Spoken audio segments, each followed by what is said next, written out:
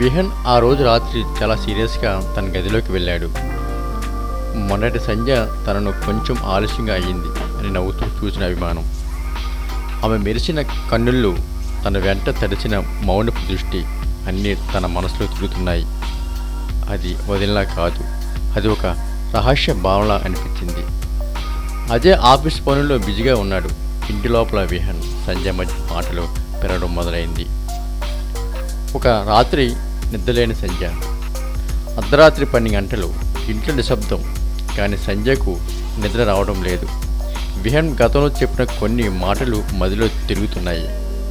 వదిన, మీరు నిజంగా చాలా ప్రత్యేకమైన వ్యక్తి. మీతో మాట్లాడడం నాకు ఓ మౌనం సంబరంలా ఉంటుంది. ఆ మాటల్లో ఉన్న వింత ప్రేమగంధం ఇప్పుడు స్పష్టంగా అర్థమవుతుంది. ఆమె హృదయం గందరగోళంగా ఉంది.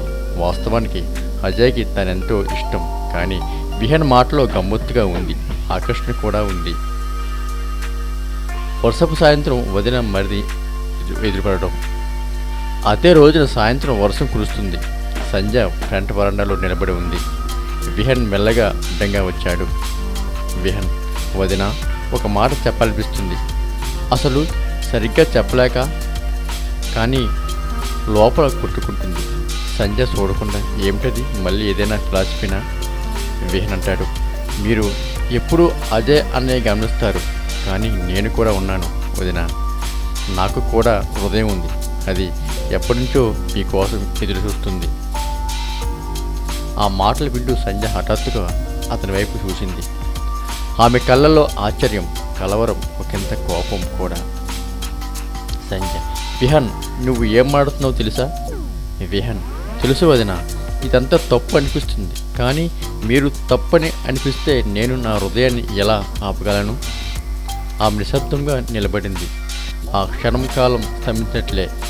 వర్షపు చినుకుల మాదిరిగానే ఆమె మనసు కూడా చల్లబడింది. కానీ అంతర్లీనంగా కొన్ని లెఫ్రలో తెలిసింది. అదే రోజు రాత్రి సంధ్య మళ్ళీ ఆలోచనలో పడింది. విహన్ నన్ను నిజంగా ఇష్టపడుతున్నాడా? ఇది సగం మూర్ఖత్వమా, లేక నిస్సహాయమా, ప్రేమేనా? అతని వాయిసు, అతని చూపులు, తనపై చూపిన మానసిక అనురాగం, ఇవన్నీ తాను ఎప్పుడూ లెక్క చేయలేదు. కానీ ఇప్పుడు అవి స్పష్టంగా గుర్తుకు వస్తున్నాయి. ఆమె అస్పష్టంగా నవ్వింది. ఎందుకో గుండె మాత్రం భయపడింది. మరుసటి రోజు ఉదయం సంధ్య తన కలల గురించి విహన్ ప్రశ్నించింది. సంధ్య, నిన్న రాత్రి కలలో నువ్వు నన్ను తరిపేశావు విహన్. ఇది నిజంగానే కలేనా? విహన్ పసిపోయిన కళ్ళతో మౌనంగా ఆమెను చూసి కూర్చున్నాడు. విహన్, కలలో అయినా మీరు నా గుండెల్లో ఉన్నారంటే నా జీవితంలో మీరు ఎంత ఉన్నారో అర్థమవుతుంది వదిన. ఆ మాటలు వినగానే సంధ్యలో ఇంకొంత మార్పు మొదలైంది. ఆమె ప్రేమలో కాకపోయినా అతని ఆకర్షణలో మాత్రం చిక్కుకుంది. మరో బాగుడు మళ్ళీ కలుద్దాం. ధన్యవాదాలు.